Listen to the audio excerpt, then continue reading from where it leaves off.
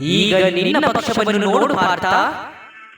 ನಿನ್ನ ಜ್ಯೇಷ್ಠ ಭ್ರಾತ ಯುಧಿಷ್ಠಿರ, ಭ್ರಾತ ಭೀಮ, ನಿನ್ನ ಅನುಚರನ್ನು ನೋಡು. ನಿನ್ನ ಸಂತಾನ, ನಿನ್ನ ಅಳಿಯಂದಿರನ್ನು ನೋಡು. ಇವರಲ್ಲಿ ಅನೇಕರ ಮೃತ್ಯುವಾಗುವುದು ಈ ಯುದ್ಧದಲ್ಲಿ. ಇವರೆಲ್ಲರ ಮೃತ್ಯುವಿನ ಸಾಧ್ಯತೆಯಿಂದ ನಿನ್ನ ಹೃದಯ ದುರ್ಬಲವಾಗುವುದಿಲ್ಲವೇ ಪಾರ್ಥ? ಈಗ ಹೀಗೂ ಯೋಚಿಸಿ ನೋಡು. ಭ್ರಾತ ದುರ್ಯೋಧನನ ದೋಷವೇನು? ಒಂದು ವೇಳೆ ಅವನಿಗೆ ರಾಜ್ಯದ ಬಗ್ಗೆ ಆಸೆ ಇದ್ದರೆ ಅವನ ಮಾತೆಯೇ ಮೊದಲು ಗರ್ಭವತಿಯಾಗಿದ್ದಳು, ಹಾಗೂ ಅದು ಸತ್ಯವೂ ಹೌದು.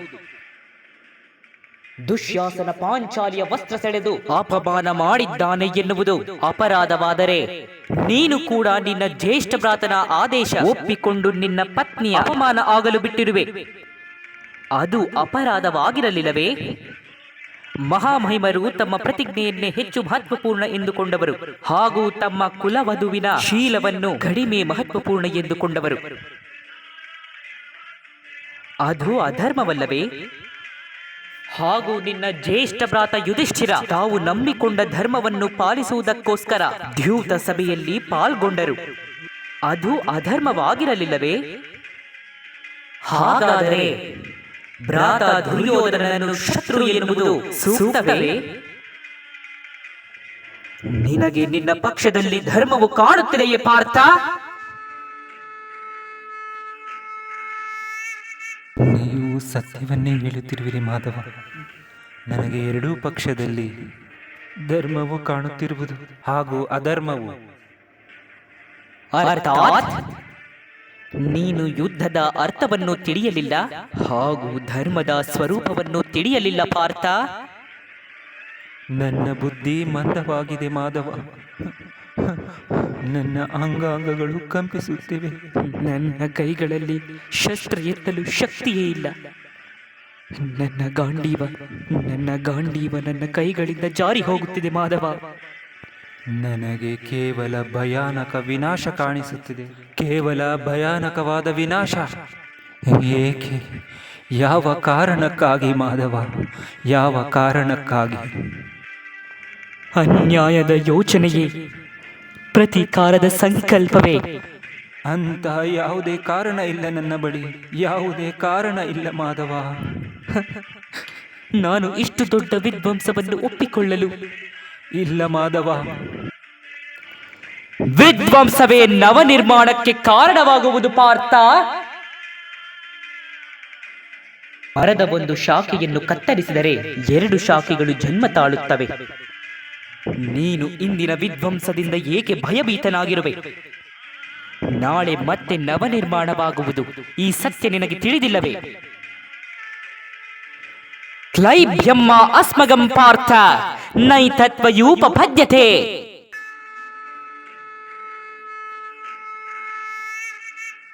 ಈ ದುರ್ಬಲತೆ ನಿನಗೆ ಶೋಭೆ ತರುವುದಿಲ್ಲ. ಯುದ್ಧ ಮಾಡುವುದು ನಿನ್ನ ಕರ್ತವ್ಯ ಪಾರ್ಥ. ಶಸ್ತ್ರ ಎತ್ತಿಕೋ. ನಾನು ಹೇಗೆ ಶಸ್ತ್ರ ಎತ್ತಲಿ ಮಾಧವ?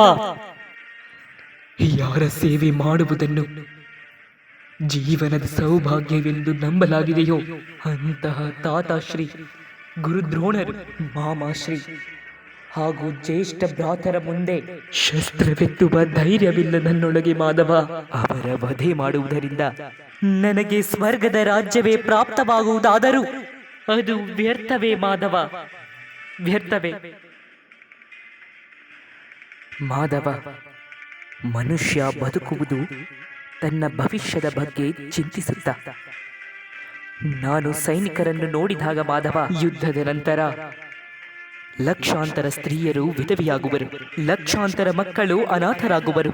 ನಾಳೆ ಸಮಾಜದ ನಿಯಮಗಳು ನಾಶವಾಗುವ, ಪರಂಪರೆಯ ಶಿಕ್ಷಣವನ್ನು ನೀಡುವವರು ಯಾರೂ ಇರುವುದಿಲ್ಲ. ವೇದಗಳ ಜ್ಞಾನವೇ ಕಳೆದು ಹೋಗುವುದು ಮಾಧವ. ಕುರುಕುಲ ನಾಶವಾಗುವುದು, ಆರ್ಯವರ್ತದ ಸುರಕ್ಷತೆ ನಾಶವಾಗುವುದು, ಎಲ್ಲವೂ ನಾಶವಾಗುವುದು ಮಾಧವ. ಎಲ್ಲವೂ ನಾಶವಾಗುವುದು.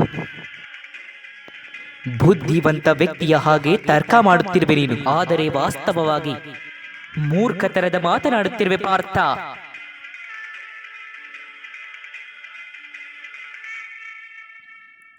ಏನು ನಾಶವಾಗುವುದು?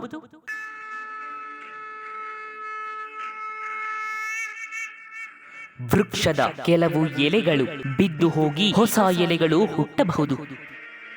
ಅದನ್ನು ಆನಂದ ಹಾಗೂ ದುಃಖದ ಕಾರಣವೆಂದು ಹೇಳಲಾಗದು. ಎಲೆಗಳ ಹುಟ್ಟಿನ ಉದ್ದೇಶ ಹಾಗೂ ಅವುಗಳ ಜೀವನದ ಅರ್ಥ ಕೇವಲ ವೃಕ್ಷವನ್ನು ಜೀವಸಹಿತ ಇಡುವುದೇ ಆಗಿರುತ್ತದೆ. ಹಾಗೆಯೇ ಮನುಷ್ಯನ ಜನ್ಮ ಹಾಗೂ ಜೀವನದ ಕಾರಣ ವಾಸ್ತವವಾಗಿ ಸಮಾಜದ ಸುಖವೇ ಆಗಿರುತ್ತದೆ. ಸಮಾಜ ಈ ಜಗತ್ತಿಗಾಗಿ, ಈ ಇಡೀ ಜಗತ್ತು ಸೃಷ್ಟಿಗಾಗಿ ಹಾಗೂ ಈ ಸಂಪೂರ್ಣ ಸೃಷ್ಟಿಯು ಸ್ವಯಂ ಪರಮಾತ್ಮನಿಗಾಗಿ ಇರುವುದು ಪಾರ್ಥ. ಯಾರು ಈ ಸತ್ಯವನ್ನು ಅರಿಯುತ್ತಾರೋ ಅವರಿಗೆ ಧರ್ಮದ ಮಾರ್ಗ ಎಂದಿಗೂ ಸ್ಪಷ್ಟವಾಗಿ ಕಾಣಿಸುತ್ತದೆ. ಹೌದು ಪಾರ್ಥ, ಈ ಯುದ್ಧದಲ್ಲಿ ವಿಧ್ವಂಸವಾಗುವುದು ಅವಶ್ಯವಾಗಿ ಆಗುವುದು. ಆದರೆ ಇದನ್ನು ತಿಳಿದುಕೋ, ಹೊಸ ಪರಂಪರೆಗಳ ನಿರ್ಮಾಣವೂ ಸಹ ಆಗುವುದು.